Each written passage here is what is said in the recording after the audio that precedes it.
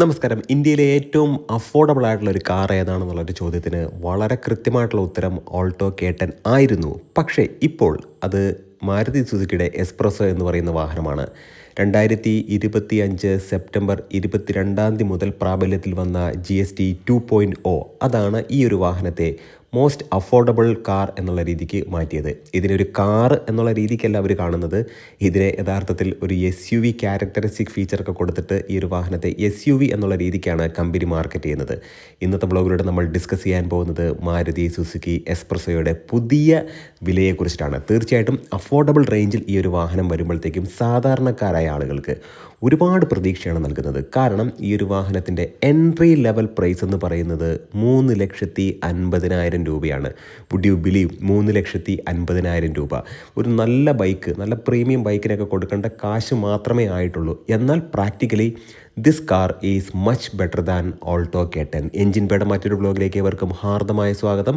നമ്മുടെ ബ്ലോഗൊക്കെ നിങ്ങൾക്ക് ഇഷ്ടപ്പെടുന്നുണ്ടെങ്കിൽ തീർച്ചയായിട്ടും നമ്മുടെ ചാനലിനെ ഒന്ന് സപ്പോർട്ട് ചെയ്യുക, സബ്സ്ക്രൈബ് ചെയ്യുക, മാക്സിമം ലൈക്ക് ചെയ്യുക, ഷെയർ ചെയ്യുക, കമൻറ്റ് ചെയ്യുക. ഈ ഒരു വാഹനത്തിലേക്ക് നമ്മൾ നോക്കുകയാണെന്നുണ്ടെങ്കിൽ എന്തുകൊണ്ട് ഓൾട്ടോ K10നേക്കാൾ മച്ച് ബെറ്റർ ഈ ഒരു വാഹനമാണ് എന്ന് പറയാനുള്ളൊരു കാരണം വളരെ സിമ്പിളാണ്. കാരണം ഈ ഒരു വാഹനത്തിൻ്റെ ബോക്സി ഷേപ്പ് തന്നെയാണ്. വളരെ സ്പേഷ്യസ് ആണ് ഈ ഒരു വാഹനം. നമ്മളൊരു വാഹനത്തിലിരിക്കുമ്പോൾ എപ്പോഴും നമ്മൾക്ക് വേണ്ടത് വിസിബിലിറ്റിയാണ്. ക്ലസ്ട്രോഫോബിക് ഫീൽ ഈ ഒരു വാഹനത്തിൽ വളരെ കുറവാണ്. കാരണം ഓൾട്ടോ K10 എന്നൊക്കെ പറയുമ്പോഴത്തേക്കും നമ്മൾ ഇരിക്കുന്ന സീറ്റിംഗ് പൊസിഷൻ എന്ന് പറയുന്നത് കുറച്ചും കൂടെ താഴ്ന്നാണ്. അപ്പോൾ താഴ്ന്നിരുന്ന് അതിൽ നിന്നും എണീക്കുക എന്നൊക്കെ പറയുന്നത് കുറച്ച് ബുദ്ധിമുട്ടാണ്. പക്ഷേ ഇവിടെ അങ്ങനെയല്ല. ഇവിടെ കുറച്ചും കൂടെയൊക്കെ ഹൈ പൊസിഷനാണ് സീറ്റിംഗ് എന്ന് പറയുന്നത്. എക്സ്പെഷ്യലി ലേഡീസിനൊക്കെ വാഹനം ഓടിക്കുന്ന സമയത്ത്, ലേഡീസ് എന്ന് പറഞ്ഞിട്ട് ഞാൻ സെപ്പറേറ്റ് പറയുന്നതല്ല, വിസിബിലിറ്റി ഇഷ്യൂ ആയിട്ടുള്ള ആളുകൾ ഓടിക്കുന്ന സമയത്ത് അവർക്ക് ഒരുപാട് പ്രശ്നം ഓൾട്ടോ K10 ഉണ്ടാക്കും. അത് 100% ശരിയാണ്. അത് ആ ഒരു വാഹനത്തിൻ്റെ ബോഡി ഷെല്ലിൻ്റെ സ്ട്രക്ചർ അതായതുകൊണ്ടാണ്. നമ്മളതിനെ കുറ്റപ്പെടുത്തുന്നതല്ല. ഓരോ വാഹനത്തിനും ഓരോ ബോഡി ഷെൽ സ്ട്രക്ചർ ഉണ്ടല്ലോ. ഇപ്പോൾ സെഡാൻ ഉണ്ട്, അതല്ലെന്നുണ്ടെങ്കിൽ SUV ഉണ്ട്, ക്രോസ് ഓവർ ഉണ്ട്, കൂപ്പേ കൈൻഡ് ഓഫ് ഡിസൈനിലുള്ള വാഹനങ്ങളൊക്കെ ഉണ്ട്. പക്ഷേ ഈ വാഹനം ഓൾട്ടോ K10 എന്ന് പറയുന്നത് അതിൻ്റെ ഷേപ്പ് അങ്ങനെയാണ്. അപ്പോൾ അതുകൊണ്ട് തന്നെ അതിനകത്ത് ഇരുന്നിട്ട് നമ്മൾ എണീക്കുക എന്ന് പറയുന്നത് കുറച്ച് ബുദ്ധിമുട്ടാണ്. പക്ഷേ ഇവിടെ അങ്ങനെയല്ല. ഇവിടെ കുറച്ചും കൂടെ പ്ലസൻ്റ് ആയിട്ടുള്ളൊരു ക്യാബിനാണ്, വളരെ ബോക്സി ആയിട്ടുള്ളൊരു ക്യാബിനാണ്. നമ്മൾ കയറി ഇരുന്നാൽ നമ്മളൊരു തിയേറ്റർ കൈൻഡ് ഓഫ് സീറ്റിംഗ് പൊസിഷനാണ് ഈ ഒരു വാഹനത്തിലുള്ളത്. കൃത്യമായിട്ട് നമുക്ക് റോഡ് വളരെ വ്യക്തമായിട്ട് കണ്ടുകൊണ്ട് തന്നെ ഈ ഒരു വാഹനം ഡ്രൈവ് ചെയ്യാൻ കഴിയും എന്നുള്ളതാണ്. അത് മാത്രമല്ല, ഇത്തരത്തിലുള്ള ഒരു സീറ്റിംഗ് പൊസിഷൻ എന്ന് പറയുന്നത് ദീർഘദൂര യാത്രകൾക്കൊക്കെ ഒരുപാട് നല്ലതാണ്. വാഹനത്തിൽ നിന്നും ഓൾമോസ്റ്റ് 90 ഡിഗ്രി തുറക്കാൻ കഴിയുന്ന ഡോറുകളാണ്. ഈ ഒരു വാഹനത്തിലേക്ക് നോക്കുമ്പോഴത്തേക്കും 998 cc 3 സിലിണ്ടറാണ് വരുന്നത്. ഇതിൻ്റെ ഒരു പവർ എന്ന് പറയുന്നത് 66 bhp മാത്രമാണ്. അത് 5500 RPM ജനറേറ്റ് ചെയ്യുന്നത്. ടോർക്കിലേക്ക് വരുമ്പോഴത്തേക്കും 89 Nm ടോർക്ക്. അത് 3500 RPM ആകുമ്പോഴത്തേക്കും നമുക്ക് ലഭിക്കുന്നുണ്ട്. മൈലേജ് പറയുന്നത് 24 കിലോമീറ്ററൊക്കെ ആണെന്നുണ്ടെങ്കിലും പ്രാക്ടിക്കലി നമുക്ക് ലഭിക്കുന്നത് ഒരു 19 കിലോമീറ്ററൊക്കെ ആയിരിക്കും. ഇപ്പോൾ ഈ BS6 വാഹനങ്ങൾ അല്ലെങ്കിൽ BS6 വാഹനത്തിനെ 2.0 എമിഷൻ നോംസിലേക്ക് മാറ്റിയിട്ടുണ്ട്. അപ്പോഴത്തേക്കും നമ്മൾ മനസ്സിലാക്കേണ്ട മറ്റൊരു കാര്യം, ഇവിടെ E20 പെട്രോളും കൂടെ വന്നു. E20 പെട്രോൾ അടിക്കുമ്പോൾ കാര്യമായിട്ടുള്ളൊരു പ്രശ്നമെന്ന് പറയുന്നത് ഇത്തരത്തിലുള്ള ചെറിയ എഞ്ചിന് വളരെയധികം മൈലേജ് ഡ്രോപ്പ് ഉണ്ടാകും എന്നുള്ളതാണ്. ഡ്രൈവിംഗ് റേഞ്ചൊക്കെ നമ്മൾ നോക്കുകയാണെന്നുണ്ടെങ്കിൽ ഒരു ഫുൾ ടാങ്ക് പെട്രോൾ അടിച്ചു കഴിഞ്ഞാൽ മാക്സിമം ഈ ഒരു വാഹനം ഒരു 500 കിലോമീറ്റർ 550 കിലോമീറ്ററൊക്കെയാണ് പോകുന്നത്. പിന്നെ നമ്മൾ വെയിറ്റ് നോക്കുകയാണെന്നുണ്ടെങ്കിൽ ഓൾമോസ്റ്റ് ഒരു 736 കിലോഗ്രാം മാത്രമാണ് ഈ ഒരു വാഹനത്തിൻ്റെ വെയിറ്റ് മൊത്തത്തിൽ. കാർബോഹൈഡ്രേറ്റിനെ കുറിച്ചാണ് ഞാൻ പറഞ്ഞത്. വീൽ ബേസ് എന്ന് പറയുമ്പോഴത്തേക്കും 2380 മില്ലിമീറ്ററാണ്. പക്ഷേ ഗ്രൗണ്ട് ക്ലിയറൻസ് വളരെ മികച്ചതാണ്. ക്രെറ്റയുടെ ഗ്രൗണ്ട് ക്ലിയറൻസ് തന്നെയാണ് ഈ ഒരു വാഹനത്തിലേക്ക് വന്നിട്ടുള്ളത്. അല്ലെങ്കിൽ ക്രെറ്റ അല്ലെങ്കിൽ ഇഗ്നിസ് 180 മില്ലിമീറ്ററാണ്. അത് അൺലാഡനാണ്. അതായത് ആളുകൾ കയറിയിരിക്കാതെ നോക്കുമ്പോഴത്തേക്കും ഉള്ളൊരു ഗ്രൗണ്ട് ക്ലിയറൻസ് ആണ്. പക്ഷേ എടുത്തുകൊണ്ടൊരു കാര്യം, ഓൾട്ടോ K10, സെലേറിയോ അല്ലെങ്കിൽ എസ്പ്രസ്സോ, വാഗണാർ ഈ ഒരു സീരീസ് എടുത്ത് നോക്കുമ്പോഴത്തേക്കും 2 വാഹനങ്ങൾ മാത്രമാണ് 6 എയർ ബാഗ് അല്ലാത്തതുള്ളൂ. അത് മാരുതിയുടെ കേസിൽ. അത് അറീന ഷോറൂമിൽ എസ്പ്രസ്സോ തന്നെയാണ്. അപ്പോൾ എസ്പ്രസ്സോയുടെ ഭാവി എന്താണ്? ഇത് വലിയൊരു ചോദ്യമാണ്.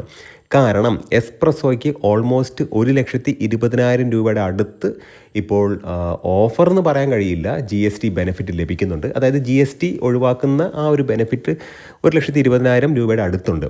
അങ്ങനെ വരുമ്പോഴത്തേക്കും ഈ ഒരു വാഹനത്തെ പതുക്കെ നൈസായിട്ട് പ്രൊഡക്ഷൻ സ്റ്റോപ്പ് ചെയ്ത് ഒഴിവാക്കാനുള്ള സാധ്യത വളരെ കൂടുതലാണ്. കാരണം മാരുതി സുസുക്കിയുടെ ചെയർമാനായിട്ടുള്ള RC ഭാർഗവ് അദ്ദേഹം പറഞ്ഞിട്ടുണ്ടായിരുന്നു 2025 ഡിസംബറൊക്കെ ആകുമ്പോഴത്തേക്കും മാരുതിയുടെ എല്ലാ വാഹനങ്ങളും 6 എയർ ബാഗ് ആക്കും എന്നുള്ളത്. അങ്ങനെ നോക്കുമ്പോഴത്തേക്കും അവർ കണ്ടിന്യൂസ് ആയിട്ട് 1, 2, 3 ക്രമത്തിൽ സ്വിഫ്റ്റ്, വാഗണാർ, അതുമാത്രമല്ല എർട്ടിഗ, XL6 ഇങ്ങനെയുള്ള വാഹനങ്ങൾക്കൊക്കെ 6 എയർ ബാഗ് ആക്കിയപ്പോഴത്തേക്കും ഇഗ്നിസും അത് മാത്രമല്ല എസ്പ്രസോ ഈ രണ്ട് വാഹനങ്ങളെയും മാറ്റി നിർത്തി. അപ്പോൾ അതിൽ നിന്ന് എന്ത് മനസ്സിലാക്കണം? ഇതിനെ അങ്ങോട്ട് കണ്ടിന്യൂ ചെയ്യാനുള്ള സാധ്യതയില്ല. കാരണം നമ്പറൊക്കെ ആകുമ്പോഴത്തേക്കും എല്ലാ വാഹനങ്ങൾക്കും 6 എയർ ബാഗ് ആക്കും എന്ന് പറഞ്ഞപ്പോൾ ഈ പറയുന്ന ഇഗ്നിസ് അതല്ലെന്നുണ്ടെങ്കിൽ എസ്പ്രസോ ഇതിനെ രണ്ടിനെയും മറികടന്നുകൊണ്ട് ഇതിൻ്റെ മുകളിലുള്ള വാഹനങ്ങളും അല്ലെങ്കിൽ ഇതിൻ്റെ സെഗ്മെൻറ്റിന് മുകളിലുള്ളൊരു സെഗ്മെൻറ്റിലെ വാഹനങ്ങളും ഇതിന് തൊട്ട് താഴെയുള്ള വാഹനങ്ങളെയൊക്കെ 6 എയർ ബാഗ് ആക്കി.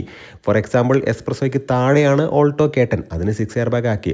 ഇഗ്നിസിന് താഴെ ഒരു വാഹനം എന്ന് ചോദിച്ചാൽ തീർച്ചയായിട്ടും അങ്ങനെ പറയാനില്ല. എന്നാൽ പോലും നമ്മുടെ അരീന ഷോറൂമിലേക്ക് നോക്കുക, അതിപ്പം നെക്സ ഷോറൂമിലാണ് ഇഗ്നിസ് സ്റ്റാർട്ടിംഗ് എന്ന് പറയുന്നത്. അരീന ഷോറൂമിലേക്ക് നോക്കുമ്പോഴത്തേക്കും അതിന് തൊട്ട് താഴെയുള്ള സ്വിഫ്റ്റിനെയൊക്കെ ഏകദേശം സ്റ്റാർട്ടിങ്ങിൽ 6 എയർ ബാഗ് ആക്കി. അത് മാത്രമല്ല വാഗണാറിനൊക്കെ 6 എയർ ബാഗ് കൊടുത്തു. നമുക്ക് കാര്യത്തിലേക്ക് വരാം. അപ്പോൾ ഈ വാഹനം നിർത്തുമോ എന്നുള്ളൊരു വലിയ പ്രസക്തമായിട്ടുള്ളൊരു ചോദ്യമുണ്ട്. തീർച്ചയായിട്ടും എൻ്റെ ഒരു അഭിപ്രായത്തിൽ ഈ ഒരു വാഹനത്തെ പതുക്കെ തിരശീലയിൽ നിന്നും മാറ്റി നിർത്താനുള്ള സാധ്യത വളരെ വളരെ കൂടുതലാണ്. എന്നിരുന്നാൽ പോലും പ്രാക്ടിക്കലി ഒരു സ്കൂട്ടർ ഉപയോഗിക്കുന്ന ഒരാൾക്ക് ഒരു വാഹനം എന്നൊരു കാഴ്ചപ്പാടുണ്ടെങ്കിൽ നല്ല വാഹനമാണ്, മികച്ച വാഹനമാണ്. എക്സ്പെഷ്യലി അതിൻ്റെ ഒരു മീറ്റർ കൺസോളും അതുപോലെ സെൻട്രൽ കൺസോളിലെ ആ ഒരു ഇൻഫർടൈൻമെൻറ്റ് സിസ്റ്റമുള്ള ആ ഒരു സിസ്റ്റത്തിൻ്റെ ചുറ്റുമുള്ള ആ കവറിംഗ് ഒക്കെ വളരെ അല്ലെങ്കിൽ പാനലൊക്കെ വളരെ വളരെ മികച്ചതാണ്. നമുക്ക് നല്ല സീറ്റിംഗ് പൊസിഷനാണ് ഈ ഒരു വാഹനത്തിൽ. ചെറിയ വാഹനമാണ്, കംഫർട്ടബിളാണ്. 6 എയർ ബാഗ് ഉണ്ടെങ്കിൽ കുറച്ചുകൂടി നന്നായേനെ. ഇപ്പോൾ എസ്പ്രസോയുടെ സ്റ്റാൻഡേർഡ് വേർഷന് മുമ്പ് 4,27,000 രൂപയായിരുന്നെങ്കിൽ 77,000 രൂപ പുതിയ GST വന്നപ്പോൾ കുറഞ്ഞിട്ടുണ്ട്. അങ്ങനെ അത് 3,50,000 രൂപയായി മാറി. ഈ 3,50,000 രൂപയുടെ 11% റോഡ് ടാക്സും പിന്നെ അതിൻ്റെ ഇൻഷുറൻസും കൂടെ നമ്മൾ ആഡ് ചെയ്യുമ്പോഴത്തേക്കും എങ്ങനെ നോക്കിക്കഴിഞ്ഞാലും ഒരു 4,10,000 രൂപയ്ക്കൊക്കെ ഈ ഒരു വാഹനം ഓൺ റോഡ് നമുക്ക് തീർച്ചയായിട്ടും ലഭിക്കും. എന്തെങ്കിലുമൊക്കെ ഓഫേഴ്സൊക്കെ തീർച്ചയായിട്ടും ലഭിക്കും. ക്യാഷ് ഓഫറൊക്കെ നിലവിലുണ്ട്. അപ്പോൾ അങ്ങനെ നോക്കുമ്പോഴത്തേക്കും 4 ലക്ഷത്തിനുള്ളിൽ ഈ ഒരു വാഹനം തീർച്ചയായിട്ടും നമുക്ക് ഓൺ റോഡ് ലഭിക്കും എന്നുള്ളതാണ്. നമ്മൾ മുമ്പൊന്ന് ആലോചിച്ച് നോക്കി, ഈ ഒരു വാഹനത്തിന് എക്സ്-ഷോറൂം പ്രൈസ് തന്നെ 4,27,000 രൂപയാണ്. ഇനി എസ്പ്രസോയുടെ LXA എന്ന് പറയുന്ന വേരിയൻ്റ് ഉണ്ട്. അത് 5 ലക്ഷം രൂപയായിരുന്നു മുമ്പെങ്കിൽ ഇപ്പോൾ അത് 3,80,000 രൂപയാണ്. അവിടെയാണ് 1,20,000 രൂപയുടെ ഡിഫറൻസ് വരുന്നത്. ഇനി അങ്ങനെ നോക്കുമ്പോഴത്തേക്കും ഒരു വാഹനത്തിനോട് മത്സരിക്കുന്ന ഇവരുടെ തന്നെ മറ്റൊരു വാഹനം ഓൾട്ടോ കേട്ടൻ, അതിൻ്റെ സ്റ്റാൻഡേർഡ് വേർഷൻ നമ്മൾ നോക്കുകയാണെന്നുണ്ടെങ്കിൽ 4,23 ആയിരുന്നു ആദ്യം. ഇപ്പോൾ അത് 3,70 വില മാറിയിട്ടുണ്ട്. അവിടെ 53,000 രൂപയുടെ ഡിഫറൻസാണ് വന്നിട്ടുള്ളത്. പക്ഷേ എസ്പ്രസോയ്ക്ക് 77,000 രൂപയുടെ ഡിഫറൻസ് വന്നിട്ടുണ്ട്. അത് സ്റ്റാൻഡേർഡ് വേർഷൻ സാധാരണ ഇതിൽ അങ്ങനെ ആരും എടുക്കാറില്ല. പക്ഷേ ഓൾട്ടോ കേട്ടനിൻ്റെ LXA നമ്മൾ നോക്കുകയാണെന്നുണ്ടെങ്കിൽ 5 ലക്ഷം രൂപയിൽ നിന്നും അത് 4 ലക്ഷം രൂപയായിട്ട് അതിൻ്റെ പ്രൈസ് കുറഞ്ഞിട്ടുണ്ട്. അങ്ങനെ വരുമ്പോഴത്തേക്കും എസ്പ്രസോയുടെ സ്റ്റാൻഡേർഡ് വേർഷനിൽ 77,000 രൂപയുടെ കുറവുണ്ട്. അത് മാത്രമല്ല എസ്പ്രസോയുടെ LXA എന്ന് പറയുന്ന വേർഷൻ നമ്മൾ നോക്കുകയാണെന്നുണ്ടെങ്കിൽ അവിടെ 1,20,000 രൂപ ഡിഫറൻസ് വന്നിട്ടുണ്ട്. അങ്ങനെ 5 ലക്ഷം രൂപയായിരുന്ന ആ ഒരു വാഹനം ഇപ്പോൾ 3,80,000 രൂപയിലേക്ക് മാറി എന്നുള്ളതാണ്.